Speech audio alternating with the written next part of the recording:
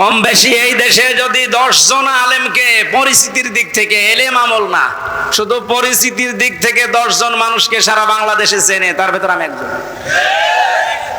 পেটের ভেতর থেকে শুনতে শুনতে আসে যে হামজা বলে একজন আছে।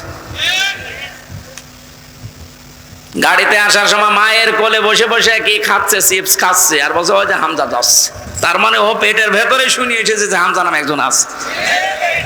এইরকম একটা পরিচিত মানুষের সাথে আপনি আমার মাজায় দড়ি দিয়ে, পায়ের ভেতরে বেড়ি দিয়ে, তাও ডান্ডা বেড়ি, হাতের ভেতরে আপনি হ্যান্ডকাপ দিয়ে, কালো কাপড় দিয়ে চোখ বেঁধে আপনি 11 ঘন্টা টাঙিয়ে রাখলেন, আপনি মানুষ? আবার যখন দড়ি দিয়ে টেনে নিয়ে যেত আদালত প্রাঙ্গণে, মনে হতো তো ছাগল টেনে নিয়ে যাচ্ছে। আর কয়েকতলা আছে তো, ওই অন্য জায়গা থেকে একে অন্যের সাথে তাকিয়ে টিপ্পনি কাটতো, ঠিকই হচ্ছে। এবার আমরাও বলি যে ঠিকই হচ্ছে। আপনি সব বলেন, আপনি সব বলেন।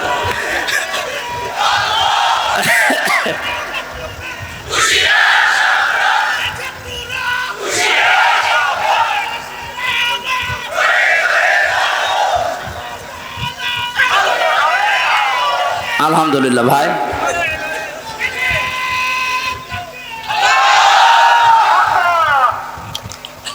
আমাদের মুরব্বী আমাদের মাথার তাজের কথা মতো আপনাদেরকে আমরা মাফ করে দিলাম, কিন্তু আপনারা যা করেছেন, কোরআন হাদিস পড়ে যা বলছি, আল্লাহ আপনাদের মাফ করবে না, আল্লাহ নিজে আপনাদের বিরুদ্ধে মামলা দেবে। এজন্য জালেম সারা এবং জালেম এখন যারা নতুন করে হচ্ছেন, আপনারা আল্লাহর মামলার কেসের আসামি। খুব গুরুত্বপূর্ণ বিষয় এটা, খেয়াল করে জীবন চালাবেন।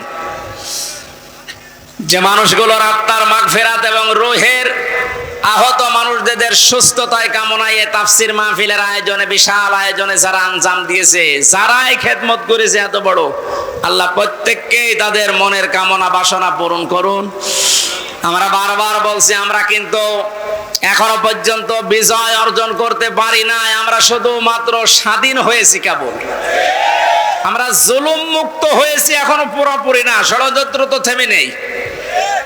এই জন্য আসল বিজয় হবে তখন যখন দেখব কোরআনে কারিম দিয়ে 56,000 বর্গ মাইল চলছে। কারণ এই দেশটায় 53 বছরে বাবা চালিয়েছে, স্বামী চালিয়েছে, চাচা চালিয়েছে, বুবু চালিয়েছে, ভাবি চালিয়েছে, সবই আমি না দেখিয়ে মুরব্বীরা দেখিয়েছে। এক কথা বলে না কেন? শুধুমাত্র এখন দেখতে বাকি আছে এইটা দিয়ে চললে কেমন লাগে, এইটা দিয়ে যেন সংসদ চলে, দেশটা চলে, দেখতে চান না?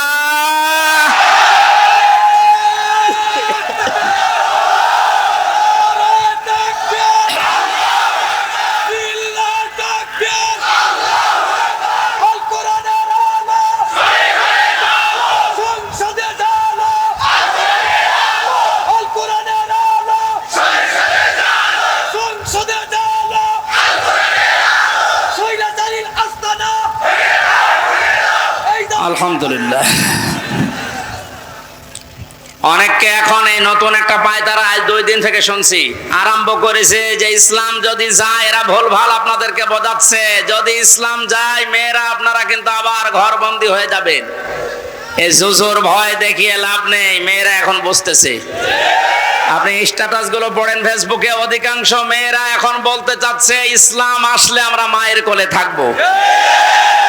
আমিরে জামাত ঘোষণা দিয়েছে, যদি আল্লাহ আমাদেরকে কবুল করেন, মেয়েরা যে নিরাপত্তা পাবে, কিয়ামত পর্যন্ত এই দেশের মেয়েরা ভুলতে পারবে না যে আবার কোরআন বাদে অন্য কিছু আসুক। আমরা ওইটা দেখাতে চাই, দেখাবো ইনশাআল্লাহ। কোরআনের সূরা শূরা, শূরা মানে সংসদ, শূরা মানে কি? যেহেতু সংসদ নির্বাচন সামনে আসছে, সংসদ নির্বাচন করার জন্য যে 7টা পদ্ধতি আছে, 7টা গুণ দেখে দেখে নেতা নির্বাচন করা যায়, ওই কথাগুলো আল্লাহ সূরা শূরার ভেতরে দিয়েছেন। আমরা মাত্র একটা আয়াত পড়েছি, আয়াতের নাম্বারও 7। কত?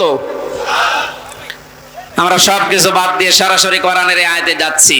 আল্লাহ পাক বলেন, ওয়াকাযালিকা আওহাইনা ইলাইকা, আমি এইভাবেই করে হে নবী আপনার প্রতি ওহী নাজিল করেছি। এই আয়াত নাজিল করা দেখে বোঝা যাচ্ছে এর আগেও আল্লাহ বিভিন্ন নবীদের উপরে ওহী দিয়েছিলেন, নাকি?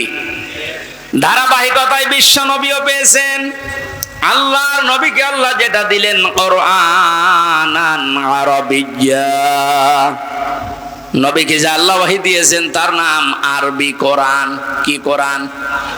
এই ভাষাটা যেহেতু আমাদের মাতৃভাষা না, এই জন্য আমাদের কাছে একটু কঠিন লাগে, কিন্তু পৃথিবীতে সবচাইতে সহজ ভাষা আল্লাহ জানিয়েছেন আরবি ভাষা।